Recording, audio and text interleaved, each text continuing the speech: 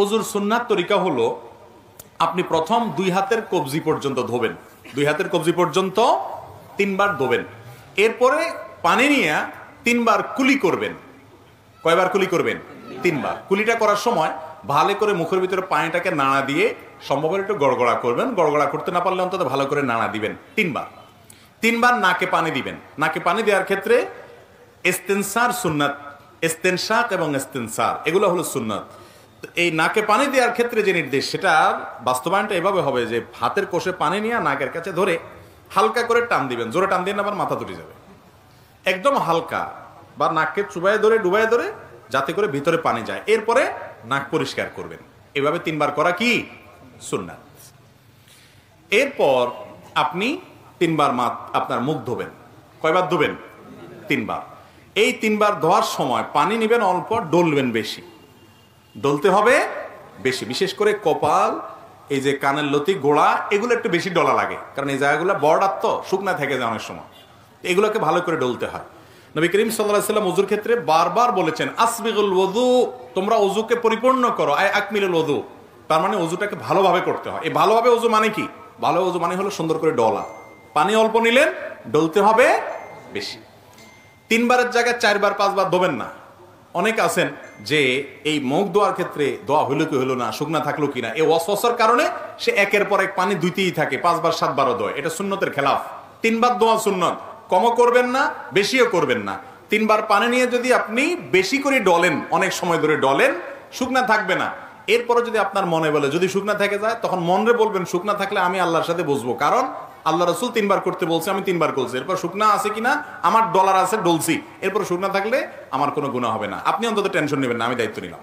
যদি আপনি ডলারটা সুন্দর মতো করেন আর 3 বার দোন, শুকনা যদি আছে এরকম মনে হয়, বুঝবেন এটা ইবলিসে আপনারা দিয়ে পানি অপচয় করাবে, নামাজের জামাত ছুটাবে, আপনাকে ক্ষতিগ্রস্ত করবে নেক্সট সুরতে। এরকম ওয়াসওয়াসা নামাজের মধ্যে যে শয়তান দেয়, ওইটার নাম হলো খিনজাব, হাদিসে আসছে। ওইটা বিশেষ এক টাইপের ইবলিস আছে যে মানুষের নামাজের মধ্যে বিশেষ করে যত রকম ওয়াসওয়াসা আছে সেগুলো দেয়। এই জন্য এটা ওই ইবলিসের কথা শুনবেন না। যদি মনের ভিতরে ওয়াসওয়াসা আসে, বুঝবেন যে ইবলিস হাজির হয়ে গেছে। আপনার ওযুতে বেশি পানি নষ্ট করায়, বেশি সময় নষ্ট করায় আপনাকে ক্ষতিগ্রস্ত করবে। আপনার মনে হবে যে 3 বারের জায়গায় আমি 5 বার দিতেছি, আমি তারা বেশি ভালো করতেছি। বেশি ভালো, বেশি ভালো। এই বেশি ভালো তো ভালো না। বেশি ভালো কি ভালো? ভালো না। তাহলে কয়বার দিতে হবে? 3 বার। এই 3 বার ধোবেন। দাড়ি যদি পাতলা হয় তাহলে একেবারে গোড়া পর্যন্ত যেন যায়, এরকম পানি দিয়ে চেষ্টা করবেন আপনার গোড়া পর্যন্ত পানি পৌঁছানোর। গেল এটা। এরপরে 3 বার হাত ধোবেন। এই হাত ধোয়ার ক্ষেত্রে আগে ডান হাত ধোবেন, সবাই তো ডান দিয়ে শুরু করি আমরা আলহামদুলিল্লাহ। এই কোণ পর্যন্ত ভালো করে ডলবেন, পানি নেবেন অল্প। এরপরে 3 বার বাম হাত ধোবেন, শেষ। শুরুতে বিসমিল্লাহ বলবেন, বিসমিল্লাহ বলেই করবেন। আরেকটা জিনিস রয়ে গেছে, মেসওয়াক, গুরুত্বপূর্ণ জিনিস। অজুতে শুরুতে আপনি কি করবেন? মেসওয়াক করবেন। মেসওয়াক তো এখন আমাদের আর নাই, হারায় গেছে। কয়জনের পকেটে মেসওয়াক আছে দেখাতে পারবেন এখন? একজনে হাত তুলছেন, 2 জন, আর হয়তো 2-4 জন হবে। মেসওয়াক নাই। ভালো করে শুনে রাখেন, নবী করিম সাল্লাল্লাহু আলাইহি সাল্লাম বলেছেন, লাউলা আন আশুক্কা আলা উম্মতি লা আমারতুহুম বিসওয়াক। যদি আমার উম্মতের জন্য মেসওয়াকটাকে আমি কঠিন মনে না করতাম, আমি মেসওয়াক করাটাকে আবশ্যক, ফরজ ওয়াজিব করে দিতাম, অর্ডার জারি করে দিতাম যাতে সবাই মেসওয়াক করে। কারণ মেসওয়াক এটা মুমিনের জন্য, ইমানদারের জন্য অনেক উপকারী একটা জিনিস। এটা শুধুমাত্র দাঁত পরিষ্কার করো না, এটার সাথে অনেক কিছু সম্পর্ক আছে, ইমানের সম্পর্ক আছে।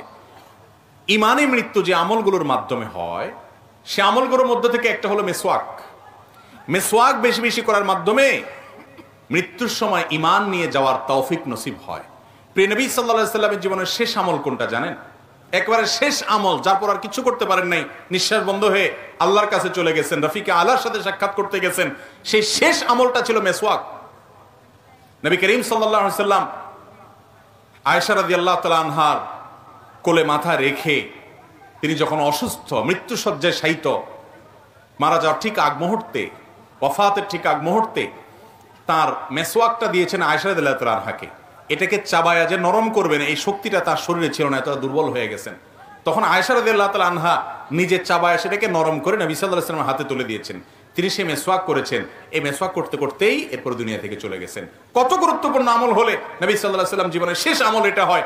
আর ইবলিস এখন আমাদের থেকে এই আমলটাকে এমন ভাবে বিদায় করেছে, হাজার হাজার মানুষের মধ্যে 2-4 জন মেসওয়াক তারা করে না, ওযু করে নামাজ পড়ে কিন্তু মেসওয়াক করে না। ভাইরা আমার, আমাদের দাঁতে যে নার্ভগুলো আছে এগুলোর সাথে ব্রেইনের একটা সম্পর্ক আছে। মেসওয়াক এটা করার মাধ্যমে আল্লাহ রাব্বুল আলামিন বান্দার ব্রেইনে ঈমানকে তরতাজা রাখেন, এবং এটা নিয়ে বেশ কয়েকটা গবেষণা আছে, দারুণ দারুণ কিছু গবেষণা আছে। এই গবেষণাগুলো আমি যাদের প্রতি খুব আস্থা রাখি, এরকম কিছু ভাইয়েরা আমাকে পড়ে তার নির্যাসটা জানিয়েছেন। আমি তাদের উপরে ভরসা, তাদের উপর আস্থা রেখে আমি সেই আর্টিকেলগুলো সম্পর্কে টুকটাক আরো জানার চেষ্টা করেছি, করার পরে আমার কাছেও পরিষ্কার হয়েছে তাই যে মিসওয়াকের সাথে মানুষের ইমানে মৃত্যু নসিব হওয়ার একটা সম্পর্ক অনেক সুনিবিড় আছে। আমরা ব্রাশ করি, করেন আপনি ব্রাশ? আমরা আজকাল আঠালো খাবার খাই, চকলেট খাই, এমন কিছু খাই যেগুলো 1400 বছর আগে মানুষরা খেতেন না, সেই হিসাবে আমরা ব্রাশ করি, পেস্ট ব্যবহার করেন, কিন্তু মেসওয়াকটা ছাড়বেন না। মেসওয়াকটা এটা শুধুমাত্র দাঁত পরিষ্কার করা না, এটা দাঁত পরিষ্কার করা ছাড়াও এর স্পিরিচুয়াল অনেক পাওয়ার, এর আধ্যাত্মিক অনেক পাওয়ার, স্পিরিচুয়াল অনেক পাওয়ার আছে যেটা আমরা বুঝি না। কিরকম হলে মেসওয়াকের কথা এভাবে বলেছেন? কেন ওযুতে তো কুলি করাও সুন্নাত, নবীজি তো বলেন নাই যে আমি যদি আমার উম্মতের জন্য কুলি করাটাকে কঠিন মনে না করতাম ফরজ করে দিতাম, তা তো বলেন নাই। নাকে পানি দেওয়াটাকে তো এভাবে বলেন নাই, অন্য সুন্নাতের কথা তো এভাবে বলেন নাই, এই মেসওয়াকের কথা এত গুরুত্ব দিয়ে বলেছেন। আরো মজার বিষয়, মেসওয়াক শুধু ওযুর সময় না, নামাজের সময় রাসূল আকরাম সাল্লাল্লাহু আলাইহি ওয়াসাল্লাম ইবনে হাদিস থেকে নামাজের সময় মেসওয়াকের কথা বলা আছে। এই জন্য সৌদি আরবে গেলে, আপনার মক্কা মদিনায় গেলে দেখবেন আরাবিয়ানদেরকে তাদের পকেটে মেসওয়াক থাকে, ম্যাক্সিমাম আরাবিয়ানদেরকেই। নামাজে দাঁড়াইছে, তারা বাইর করে একামত দিচ্ছে, তারা দাঁতের উপরে মেসওয়াকটা দিয়ে ঘষে আবার সেটাকে রেখে দিচ্ছে পকেটে, খুব সিম্পল। কিন্তু ওই যে নামাজের সময় মেসওয়াক করতেছে, এটা শুধুমাত্র দাঁত পরিষ্কার করা না, দাঁত পরিষ্কার চাইলে অনেক বেশি কিছু, নামাজে মনোযোগ আসার জন্য এটার উপকারিতা আছে। এর পাশাপাশি এই মেসওয়াকের আমলটা, এটা আপনি যখন শুতে যাবেন, আপনি যখন কারোর সাথে সাক্ষাৎ করতে যাবেন, বিভিন্ন জায়গায় মেসওয়াকের আমলটা করতে বলা হয়েছে। এই যে মেসওয়াকের আমলটা, এটা আজ হারিয়ে গেছে আমাদের থেকে। ওযুর সময় মেসওয়াক করাটা বিশেষভাবে সুন্নত, করবো তো ইনশাআল্লাহ। গাছের ডাল রেখে দিবেন, একটু ঘষবেন এবং কিছুদিন পর পর পাল্টাবেন, জান্নাত চাইবেন, আর একটু কষ্ট করতে পারবেন না। এই মেসওয়াকের উপকারিতা অনেক অনেক গুণ বেশি, এটা আল্লাহ তাআলা আমাদেরকে বোঝার তৌফিক দান করুন। তো যেটা বলতেছিলাম ওযুর নিয়ম সম্পর্কে, যে ওযুর নিয়ম এটা যখন আমরা বলতে গেছি, মেসওয়াকের কথাটা দেখেন শয়তান আমার ভুলাই দিছি, অথচ এটাকে আমি খুব গুরুত্বের সাথে করি। আমার ব্যক্তিগতভাবে আমার বাসায় মেসওয়াক বান্ডিল সহকারে আমি রাখি, বান্ডিল সহকারে, যাতে করে সব বাচ্চারা মেসওয়াক করার অভ্যাস গড়ে ওঠে, এবং এমন ভাবে রাখা হয় যাতে অনেকগুলো মেসওয়াক থাকে, কখনো টান যেন না পড়ে। তো যাই হোক, সেটা শয়তান আমাকে ভুলাই দিছে। তাহলে উযুতে ওই মেসওয়াকটা বিশেষভাবে খেয়াল করবেন, বিসমিল্লাহ বলে করবেন। শুরুতে দুইটা মিস্টেক ছিল, বলে দিলাম। এবার আসি, 2 হাত ধোয়া শেষ, মাথা মাসে করবেন ভিজা হাতে। এইভাবে পুরো হাত ভিজানোর পর এই হাতকে আপনি মাথায় দিয়ে এভাবে টান দিবেন, টান দিয়ে একেবারে পেছন পর্যন্ত নেবেন, সেখানে মাথার হাতের এইটুক ব্যবহার করবেন, এটাকে টান দিবেন, তাহলে এইটুক অব্যবহৃত থেকে যাবে। এভাবে যখন টান দিবেন গোড়ার অংশ থেকে যাবে। এবার আসার সময় এইরকম করে টান দিবেন, তাহলে যাওয়ার সময় অর্ধেক হাতে আর আসার সময় বাকি অর্ধেক হাতে টান দিবেন, তাতে পুরো মাথা কি হয়ে যাবে? মাসা হয়ে যাবে। এই মাথা পুরাটা মাসে করাটাই হলো সুন্নাহ। পুরো মাথা মাসে করলেন, এরপরে ভিজা আঙ্গুল দিয়ে কি করবেন? কান মাসা করবেন। কান মাসা শেষ, গর্দান মাসা করবেন কিনা, এই তো এবার একটা ভেজাল এবং কামড়া কামড়ির জায়গায় চলে আসি আমরা, তাই না? এই একটা জায়গাতে ঝামেলা একটু এবং মতপার্থক্য আছে। গর্দান মাসে করা সম্পর্কে বেশ কয়েকটা বর্ণনা পাওয়া যায়, কিন্তু সে বর্ণনাগুলোর অবস্থা পর্যালোচনা করলে নিরপেক্ষভাবে আমার কাছে ক্ষুদ্র দৃষ্টিতে ওলামা ইকরামের তাহকিকগুলো দেখার পর আমার কাছে যেটা মনে হয়েছে সেটা হলো যে গর্দান মাসে করাটা আসলে হাদিস দ্বারা, সুন্নাহ দ্বারা সাব্যস্ত নয়। এটা সাব্যস্ত হওয়ার মতো, এটাকে সুন্নাত বলার মতো, মুস্তাহাব বলার মতো এই পর্যায়ের হাদিসগুলো না। কথা কি বুঝাতে পারছি? কেউ গর্দান উপরে মাসে করে, ওই যে বিভিন্ন বর্ণনা আছে সেগুলোর উপরে এতেমাদ করে, ভরসা করে, অনেকগুলো আমাদের ফতোয়া আছে মুস্তাহাবের উপরে, তাদের ব্যাপারে আপনার হার্ডলাইন হয়ে তাদের সাথে যুদ্ধ করতে যাওয়ার দরকার নাই। আপনি যেটাকে বিশুদ্ধ মনে হয়েছে সেটার উপর আপনি আমল করবেন। যাই হোক, তাহলে মাথা মাসে করা শেষ, কান মাসে করা শেষ, বাকি হলো পাও।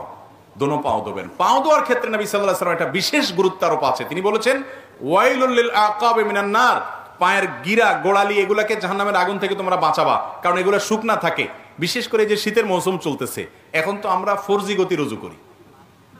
শীতের সময় 4G গতি রুজু চলে না? মসজিদের অজুখানাগুলোতে দেখবেন গরমের সময় সিরিয়াল পড়ে যায়, যে অজু করতে একবার চান্স পায় সে আর উঠতে চায় না, বিশেষ করে জোহরের অজু, যত পানি ঢালে তত শান্তি। আর শীতের সময় দেখবেন যে অজুখানাতে, মাগরিবের সাথে তো অজুখানাতে কোনো মানুষই পাওয়া যায়, সবাই আসরটা দিয়া রেডিমেড একদম এসা পর্যন্ত কমপ্লিট করে, ঠিক না? ঠিক। এই যে শীতের সময় অজু আমরা তাড়াহুড়ো করি, শুকনা থেকে যায়, ত্বক শুকায় থাকে। শীতে আপনি ত্বকের যত্ন নেন, অজুরও যত্ন নিতে হবে। এই জন্য বিশেষভাবে পাও ডোলে ডোলে ভালো করে গিরা গোড়া এগুলো ধুইতে হবে। এবং চিপা চাপাগুলোতে আঙ্গুলের খেলাল করতে হবে। এভাবে যদি আপনি 3 বার ডান পাও 3 বার বাম পাও ধোন, আপনার ওযু কমপ্লিট। এরপরে কালিমায়ে শাহাদা পাঠ করেন। আল্লাহ রাব্বুল আলামিন ইনশাআল্লাহ বিইذনিল্লাহ এই ওযুর মাধ্যমে আপনার জান্নাতে যাওয়াকে সহজ করবে। বুঝাতে পারছি?